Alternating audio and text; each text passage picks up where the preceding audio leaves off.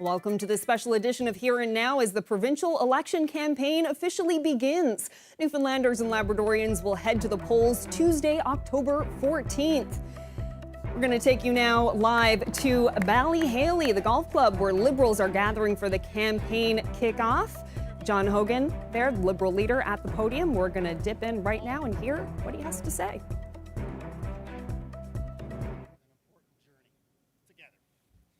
Together, we have the chance to embrace a tremendous opportunity and to use this tremendous potential in front of us to make lives better for all Newfoundlanders and Labradorians. To build on a future that is safe and hopeful and fair for everyone. And it's so exciting to see so much energy in this room to support our incredible team and the Liberal Party of Newfoundland and Labrador.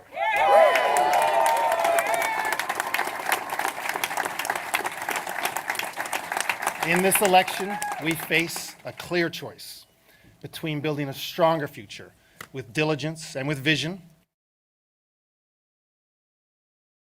opportunities, and squandered chances. For generations, we all know we've lived with the consequences of the 1969 Churchill Falls deal. It was a deal that did not serve us fairly, and its impact has been felt in every corner of our province. And every government since then has attempted to right this historic wrong. But it's now, after decades of being shortchanged, we are on the cusp of finally turning that page.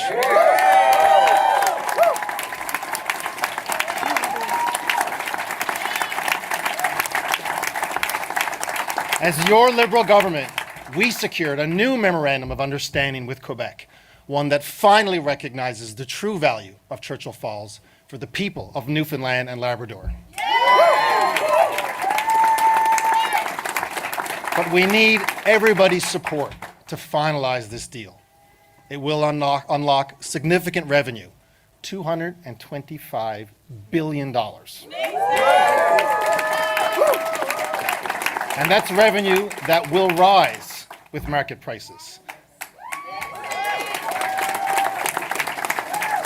and deliver immediate and real benefits for our province. It will ensure the province remains in control of our energy future through increased power supply for our industrial development. And it means 10,000 new jobs for Newfoundlanders and Labradorians who are always our priority.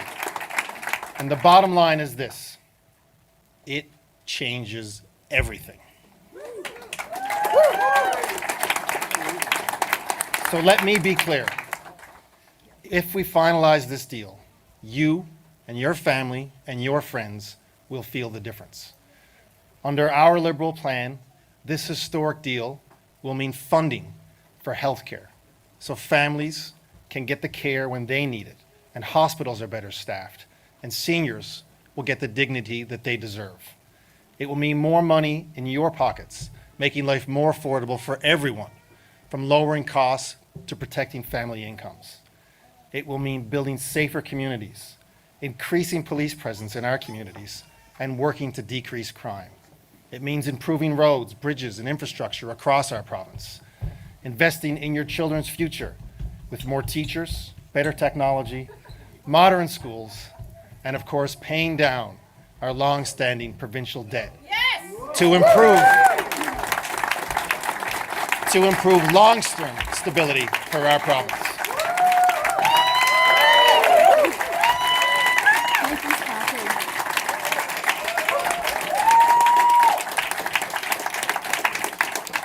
It will also allow us to make investments we've never thought possible. We'll work with our Indigenous partners and engage communities across the province. There'll be careful, long-term planning about how to manage this money to ensure a brighter future for generations to come. Now, just last week, Prime Minister Mark Carney recognized Churchill Falls and Gull Island as major nation-building projects that will be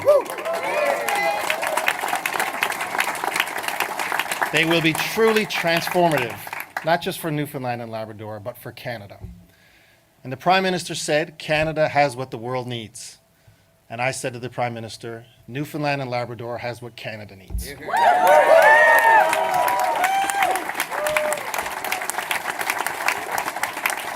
Working together, our two Liberal governments will ensure that no opportunity for economic growth and stability is missed. And our future in the oil and gas industry is bright as Beta Nord comes closer and closer to a reality. There's promising opportunities in our mining sector, including those made possible by the new Churchill River developments. And of course, steeped in tradition by the dedication and innovation of our harvesters and the entire industry, our world-class fishing industry will continue to deliver for Newfoundlanders.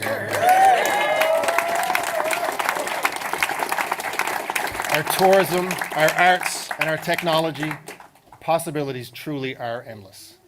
And we'll have the energy to grow our economy in so many ways. And this plan is already working. Recently, the Conference Board of Canada reported that Newfoundland and Labrador's economy can lead the entire country for the next few years.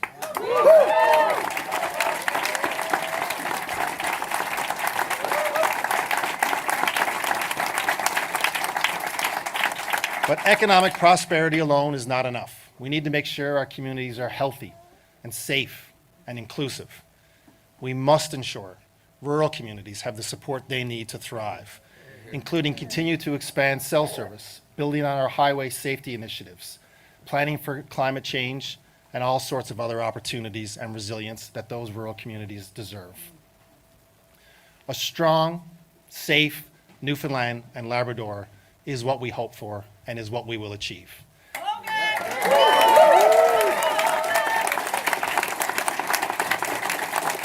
And all of that is the Liberal plan. It's our plan to move forward, and we have assembled a Liberal team like no other seen before.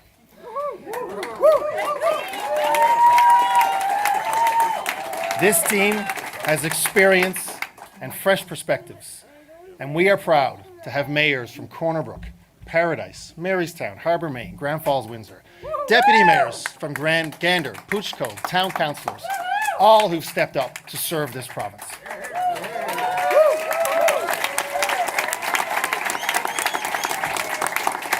Our team includes lawyers, tradespeople, entrepreneurs, community leaders, first responders, teachers, healthcare professionals, and of course we'll benefit from the experience and dedication of our returning members. And they'll bring the knowledge of our province, of our people, of our challenges, and their solutions to this table. And some of our candidates, like me, are raising young families here in this province, and others have raised their families and now are looking to give back. And together, this team represents every corner of this province.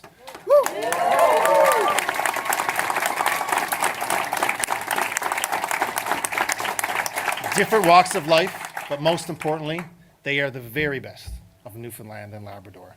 And I could not be more proud of this team.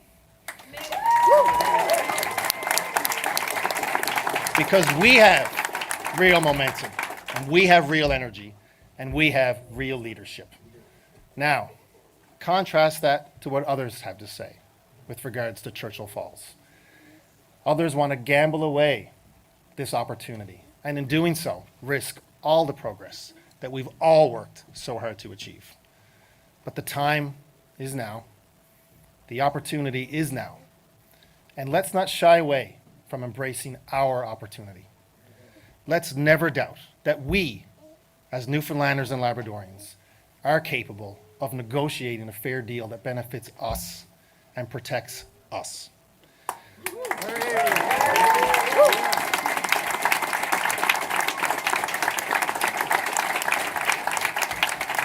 Now, others want to settle old scores and jeopardize these negotiations, but without any real plan for how to replace the billions of dollars that are at stake.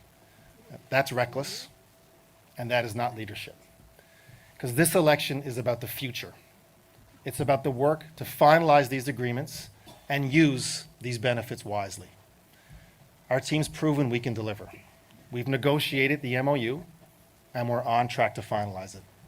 We will not waste this opportunity. It's an opportunity, as I said, that Newfoundland and Labrador has been waiting for 50 years.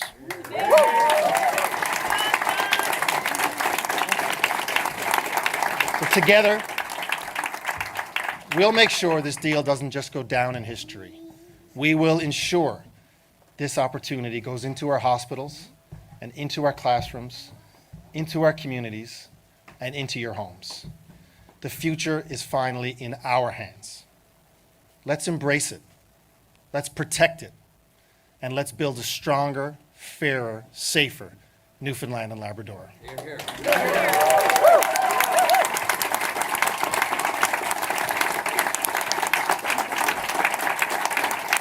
We all know the future in Newfoundland and Labrador has always been about hope. Hoping for fairness, hoping to achieve our full potential, and hoping to create lasting opportunities for future generations. And ladies and gentlemen, I've never been more hopeful for our future than I am today. Thank you very much. Let's go.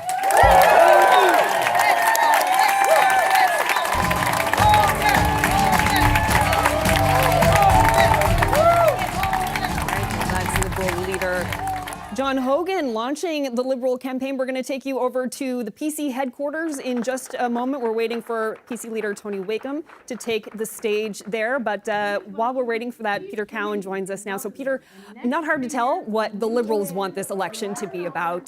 Churchill Falls MOU was talked about a lot in that speech. Pretty much the only thing they talked about in that speech there was the message was, elect us, we'll deliver the deal, and then we'll get the money that'll fix all your problems, is kind of how the Liberals are pitching this. So they're certainly hoping that that's the issue that voters really catch onto in this election campaign. But the other parties, I suspect we're going to hear a very different message from Tony Wakeham, who actually just came out and promised a referendum on any sort of Churchill Falls deal. So he's sort of positioning himself on the other side of this, but we'll have to find out what he says in just a moment. Yeah, and right now he's been positioning himself at the podium. So let's have a listen. Wow, what a welcome.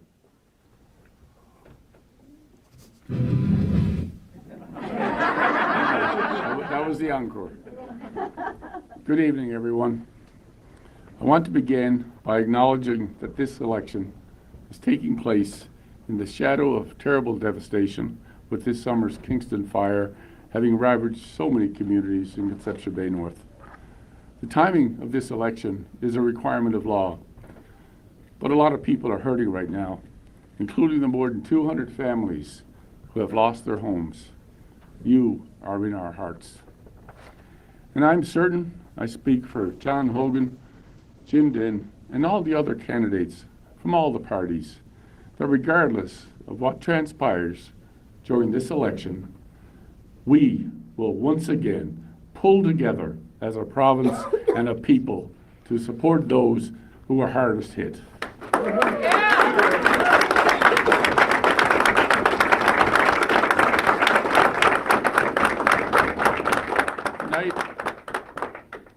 Tonight, the Newfoundland and Labrador general election is now underway. The Liberal leader has spent the past few weeks presuming he can tell the people of our province what this election is going to be all about. He has the arrogance to demand that this election must be about his deal with Quebec. Well, I have a few things to say about that deal, but first, let me say this. The Liberal Party and John Hogan do not get to decide what this election will be about. You, the people of Newfoundland and Labrador, get to decide what this election is all about.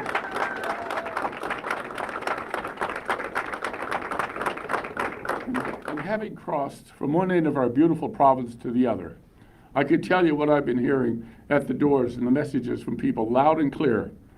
While this Liberal government wants this election to be about their Quebec deal, most Newfoundlanders and Labradorians want this election to be about much more.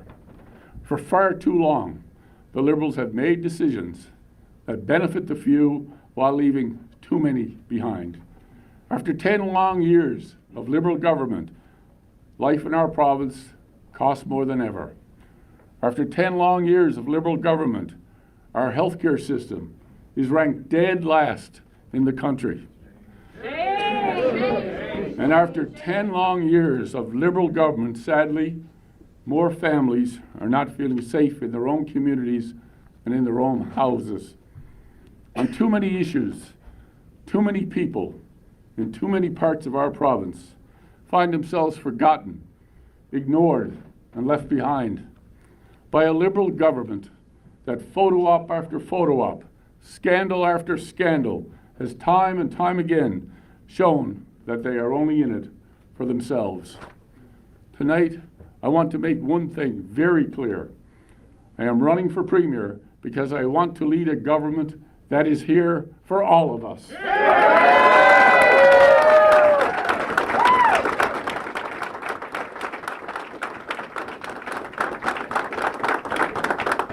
After 10 years of Liberals being in power, a progressive Conservative government will be different. We have a different plan, and I will be proud to share that plan with you during this campaign. But just as important, we will have a different attitude when it comes to how we implement that plan. We will make sure that all of us are treated with respect, no matter what side of the overpass we live on. We will make sure that all of us are heard. And while no government can be all things to all people at all times, our PC team will focus on the issues that matter most to you, the people of Newfoundland and Labrador. Better health care for all of us. Lower taxes for all of us. Safer communities for all of us.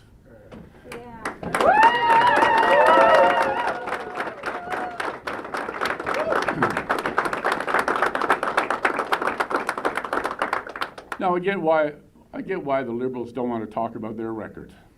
I get why the Liberals don't want to talk about the insiders getting rich off these government shady real estate deals. I get why the Liberals don't want to talk about the hundreds of billions of dollars diverted from our public health system that went into travel nurses, private travel nurses, that the Auditor General herself reported likely included multiple instances of fraud. And I get why the Liberals don't want to talk about their plan to pay hundreds of thousands of dollars in secret cash bonuses to Liberal cabinet ministers who lose an election or quit, including 8 Liberal cabinet ministers that are still running in this campaign. I get why the Liberal leader would rather talk about his Quebec deal than anything else.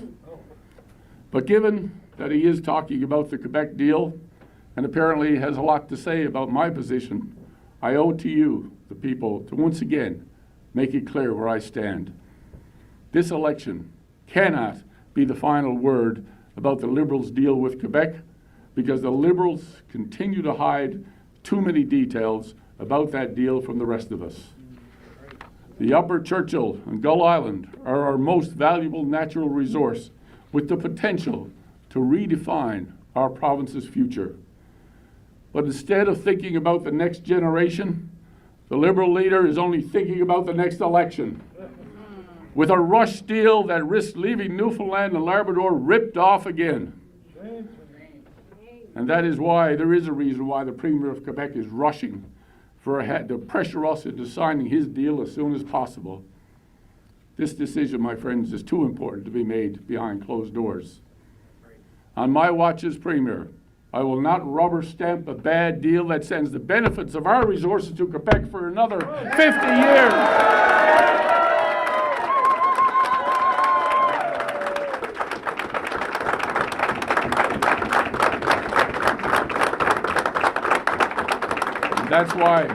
That's why, based on what little has been shared with us to date, I could not sign the Liberals' deal with Quebec in its current form.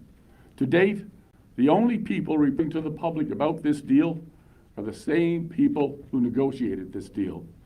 That is the definition of conflict of interest.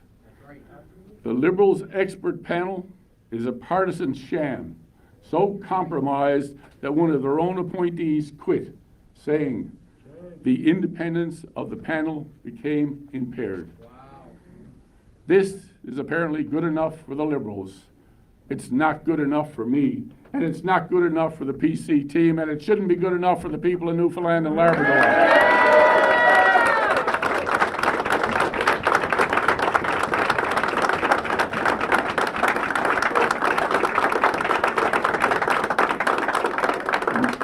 Instead, as Premier, I will subject any deal to a truly independent review with full public accountability about what parts are working and what needs to be fixed.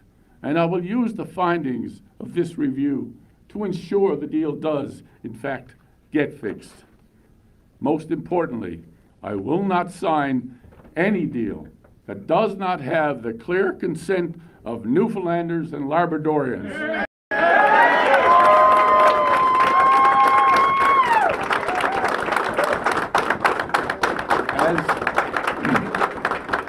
As Premier, I will submit any final deal on Churchill Falls and Gull Island to a public referendum so that all of us can have our say.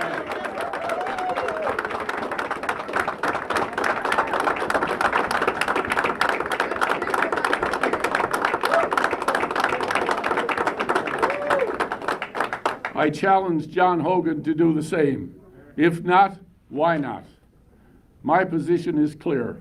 I will not sign a bad deal, but we will develop Churchill Falls. We will develop Gull Island. We will electrify Labrador. We will develop our resources for our workers for the benefit of our communities.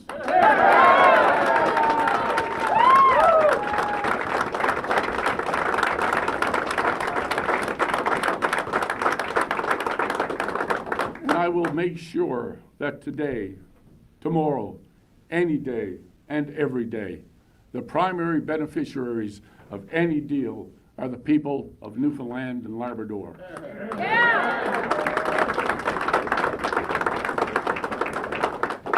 I'm so proud to be part of a team of incredible candidates from all walks of life who have taken the courageous step of putting their name on a ballot on behalf of our PC team, along with hundreds of volunteers who will be on the phones and on the doorsteps, taking our message to every corner of this province. I will put our team up against anybody, and I am so humbled they have put their faith in me. Yeah! All right, well, that is PC leader Tony Wakeham launching the PC campaign. And Peter, I just want to get your thoughts on this because very much a different kind of tone from Wakeham. He's certainly on the attack. What do you make about their strategy going into this election and what the PCs want this election to be about? Yeah, he went into the speech saying that it shouldn't be up to the Liberals to define the issue, Churchill Falls, but then he spent a lot of the speech talking about Churchill Falls and how he'd do things differently and why he doesn't think that's the best deal for Newfoundland and Labrador. But it's clear that he wants this to be more about the Liberal record. He talked a lot about some of the things that he thinks the Liberals have not been doing well, things like the travel nurses, the bonuses that were going to be paid out to departing cabinet ministers before John Hogan reversed that decision. So, you know, these are the first two sort of salvos in the campaign as they try and see what sticks with voters. And so it'll be interesting as the campaign gets underway tomorrow morning, how that message changes and evolves throughout the campaign. Great. Thank you so much, Peter. And of course, the NDP launched its campaign yesterday in Kitty Vidi. And coming up after the break, we'll hear from NDP leader Jim Dinn.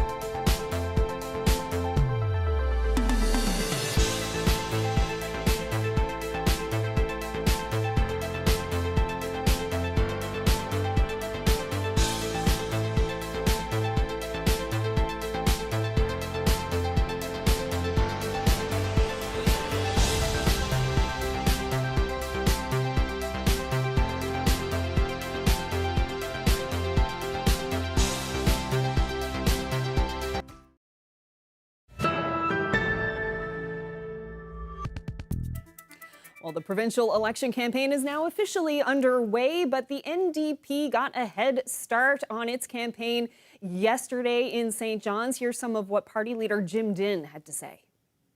We've been very clear, certainly, and you'll see when the platform is published, it's about people. We've got an NL Works part of the platform in that. It's about making sure that local people have access to the jobs, that we've met with a number of groups where that's very clearly the point when it comes to assigning contracts. We've talked about making sure that nurses in the healthcare system basically are able to have that flexibility in work and work-life balance, and we address the issues. It's about making sure that nursing students have any nursing, not only nursing students, but social work students, education students, other students have the paid work term, so they're more likely to stay in this province. We're talking about, again, what we've been very put forward a demand for a sunset date to the use of agency nurses, and start looking at reinvesting that money into addressing the issues that are facing healthcare workers, nurses, and other healthcare workers in the system. So it's been very clear, as we just saw another announcement that 5.8 million more has been spent on the agency nurses. So the problem hasn't gotten any better. We're talking about reforming the Elections Act so that we can start end all forms of corporate and union donation as well. So that when we don't have like what we saw in the last few weeks, where reports that Newfoundland and Labrador Power has donated almost 400,000 of funds to both the Liberals and the PCs. And one thing that tells me, you're really not getting any choice there, because they're answering to the same piper.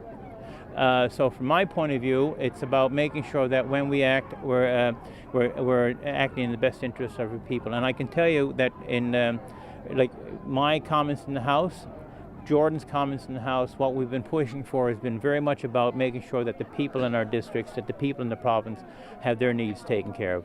So again, affordable, deeply affordable and supportive housing where necessary, and which starts with we put forward rent and vacancy control to stabilize the housing, and so people are not find themselves forced into homelessness. And then it comes down to a plan to address that. So that's what we've been focused on. It's not the big mega projects and so on and so forth. It's about making sure that people are looked after first, okay? And it's about making sure that whatever projects are in here, whatever work we bring, it's going to benefit Newfoundlanders and Labradorians first. And this campaign is one of hope, positivity, and one of change. And we're taking nothing for granted. I spent 32 years as a teacher, and I think if anything else, it's all about confidence and about showing that leadership ability, not just me, but the people who are behind me. So we have heard at the door very clearly, and I can speak for my district as well, that people have had it. I think the rub the salt in the wound is when they realized that the Liberals had voted themselves that extra, the extra severance package, and I think that's left their heads shaking, and they realize this is not right. Or we've got an education report now that has fake references. To me, it demonstrates a government that has become lazy when it comes to to addressing the needs of the people of the province. When it comes to the agency nurses, again, lazy in trying to address the issues that nurses, health professionals, doctors, and other people, you name it, who's in the health field, have brought to their attention. They have shown, I don't know, a lack of apathy, but I call it laziness. Until, of course, they know there's an election coming and there's promise after promise. Promises we've heard before, promises that are not delivered unless they are forced into it. I can think of the whole deal dealing with the bodies, the unclaimed bodies in freezers. Not until there was a public light shone on it did they do something. And so they've had years to deal with it. They've been lazy in dealing with that as well. So you know what? This party, this group of people behind me, and the other people who are running, they are ready to show the energy that the province needs. Simply put.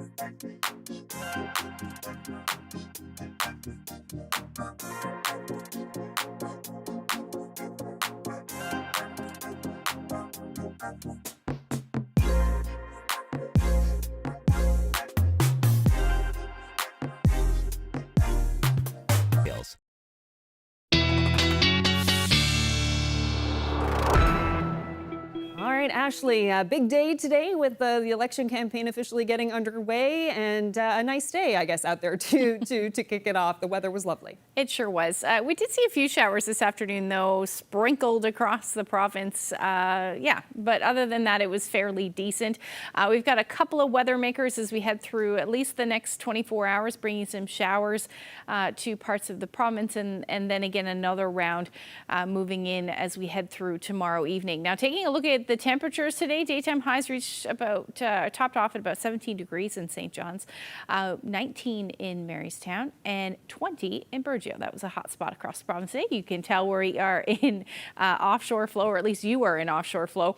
But temperatures up across Labrador, we're sitting somewhere between 11 to 14 degrees, and we're really not going to see a whole lot of movement in those temperatures, at least for now. We're sitting at 9 degrees in Makkovik at the moment. Temperatures have dropped a little bit along the northeast coast as well, anywhere from 8 to 10 degrees, but still a beautiful evening along the south coast. 17 degrees still in Burgeo. So yes, a lovely evening at the moment. We've got a few showers hanging around right now for some areas, particularly the northern peninsula, and then east as well. We've got a few showers working their way through. This is generally what's going to happen over the next little bit, at least through tomorrow, where we'll see some unsettled conditions through tonight and into tomorrow. But those temperatures, you know, for the next couple of days anyway, we'll be seeing a little bit of a warm up for Lab West, where temperatures will likely reach the 20-degree mark as we head through Wednesday. And then we will see that drop in temperatures. That will come for Friday for Labrador, and then through the weekend across the island. So those temperatures will dip back down to the single digits a little bit, well, let's say well below where we should be sitting this time of year. In some cases, that will continue through Sunday. Taking a look at the future tracker for tonight, expect some showers to continue up across Labrador. We'll see some scattered showers across the island portion of the province as well through the overnight. By the time we get through to the early morning hours, we'll likely see some more showers develop along the south coast. But overall, most of us will be dealing with cloudy periods tonight and that chance of showers. And then temperatures will dip into the single digits for most of us, with the exception of the west coast, south coast. You're looking at temperatures between 10 and 11 degrees overnight tonight. Generally, the winds will be out of the northwest, but they'll only be gusting around 20 to 40 kilometers per hour. And that will be the story for the western portion of the island. Looking at some clearing for Lab West, around 6 degrees tonight. And then as we head through the day tomorrow, pretty much you are going to see some showers potentially into the afternoon across the island. Most of us will be dealing with some shower activity as well, with the exception of the south coast. You're still going to be, it should turn into a beautiful afternoon with some sunshine in the mix there as well. And then we'll see another round of showers, likely more steady showers than what you'll see for the first part of the day for the coast of Labrador, as well as the upper Lake Melville area. And that will really be the story as we head through the evening and overnight, and then they'll head towards the northern peninsula and eventually along the northeast coast by the time we get into Wednesday morning. But again, this will keep the south coast pretty nice through the overnight and into the first part of Wednesday for sure. Taking a look at the temperatures for your Tuesday, northwesterly winds will be the story. So if you're in onshore flow, your temperatures will be a little bit on the cool side. But overall, you're looking at temperatures in the teens, a little warmer for the south coast because you're in offshore flow. So it should be lovely, 17, 18, 19 degrees for your daytime highs. But again, winds will be gusty anywhere from about 20 to 40 kilometers per hour. As we look ahead to Labrador, look ahead tomorrow, rather, temperatures will sit somewhere between 10 to 13 degrees along the coast, otherwise mid to upper teens for those of you in central and western portions of Labrador. But winds will be a bit gusty. Westerlies will be gusting somewhere between 30 to 50 kilometers per hour. Like I said, temperatures are on their way down as we head towards the end of the week, and I'll break that down for you when I come back a little later. Thanks, Ashley. Well, now to a topic that will no doubt be front and center during the election campaign, healthcare. Work that used to be done by publicly funded nurses in this province is now being done by a private company, according to the Registered Nurses Union of Newfoundland and Labrador. The union's president says it's a significant loss for nurses and a further erosion of the province's publicly funded healthcare system. Here in Asmar Quinn reports. The union says its members used to do intake work for family care teams. They'd call people who have been assigned to a team but haven't been attached to a family doctor or nurse practitioner yet and connect those patients with virtual care in the interim.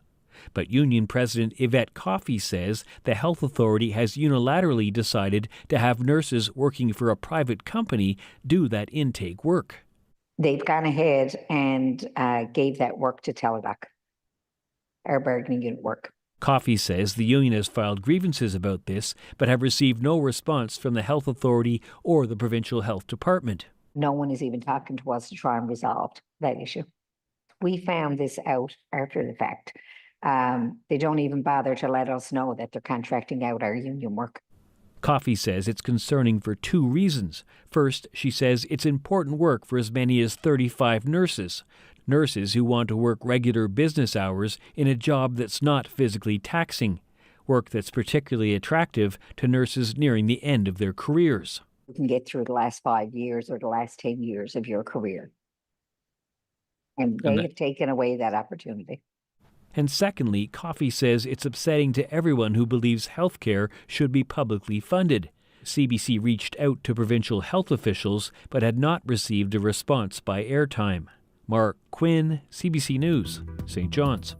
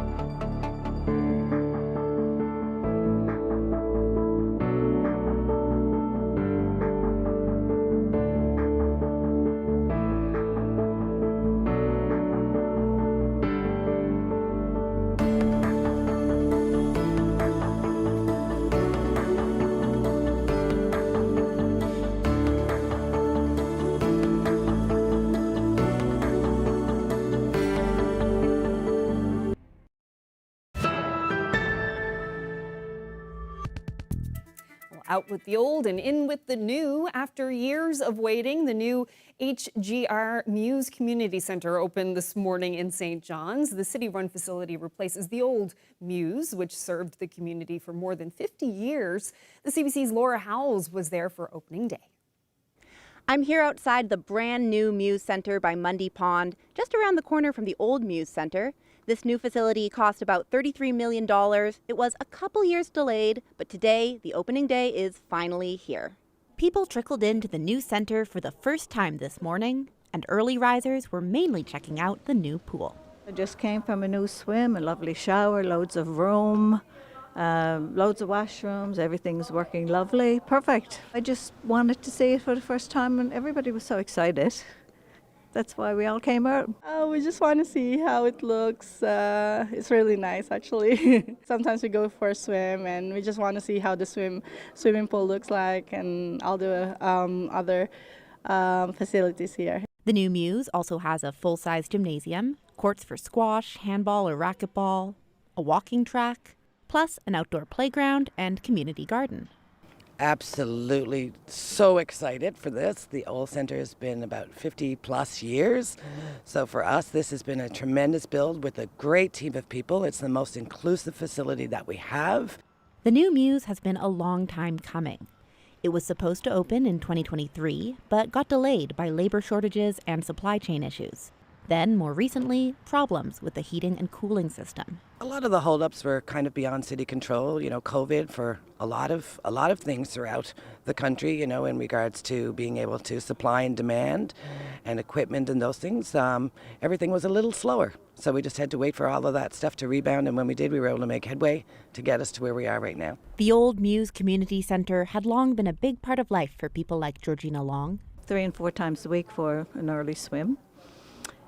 And before that, line dancing and, shallow water fitness forever, my neighborhood. As you get older, as you can see if you graze, it's my exercise. Now I can walk inside in the winter if I want. I have gone to other inside walking places, but this is so much closer. I walk outside as well.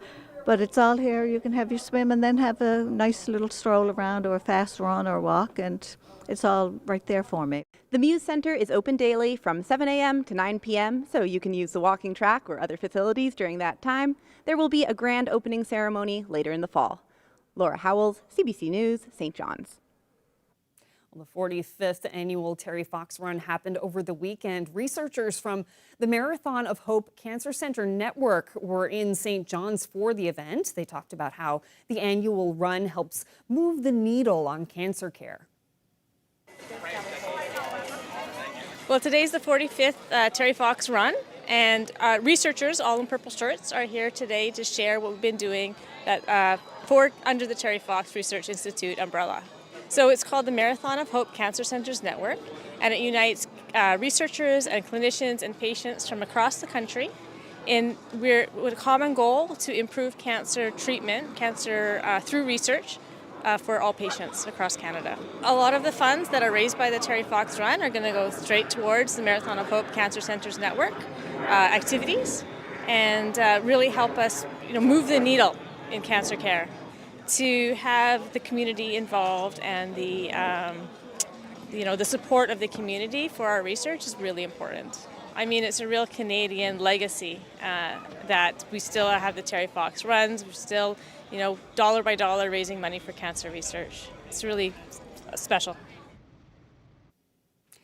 Well, back to politics. As we saw earlier, the provincial election campaign is officially underway, and Election Day is Tuesday, October 14th. This is Liberal leader John Hogan as he visited Lieutenant Governor Jo Marie Aylward this afternoon to dissolve the House of Assembly. He arrived at Government House in an untraditional way. Instead of driving, he walked there with his wife Jill and their dog Rooney.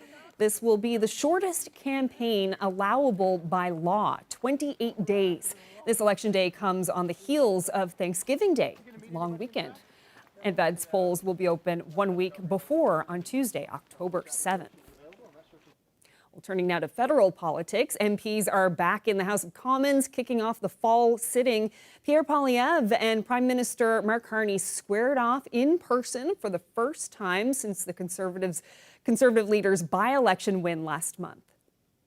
Mr. Speaker, when will the Prime Minister match the grand promises with the real change Canadians need? I understand the Leader of the Opposition was busy. He missed the largest tax cut for 22 million Canadians. Budget issues are a key topic for Carney. He has signaled the fall budget's deficit will be larger than last year, in part because of Donald Trump's tariffs on Canada and the government's response. Liberals are 3 seats short of a majority, so they'll have to work with other parties to get it passed. The Canadian Real Estate Association says it recorded the most home sales for August in 4 years. There were just over 40,000 residential properties changing hands across the country last month, a 1.9% increase compared to last year. Sales in the Greater Toronto area were down slightly, but that was offset by the higher sales in Montreal, Greater Vancouver, and Ottawa. The national average price of a home sold was around $664,000, up 1.8% from a year ago.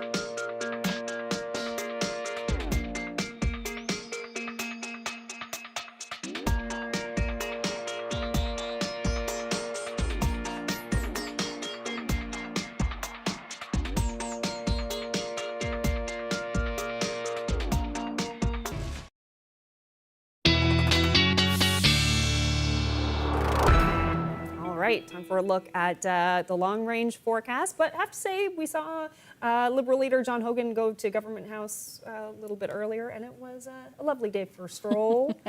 It was a beautiful day. It started a little cool, but certainly turned a corner. But temperature's really going to warm up as we head through this week, and then we'll see a drop in temperature. So a little bit of everything in the forecast. Let's take a look at what's going on as we get to Tuesday evening. We'll see some more showers up across Labrador. Those will move towards the northern peninsula and really along the northeast coast through the first part of Wednesday.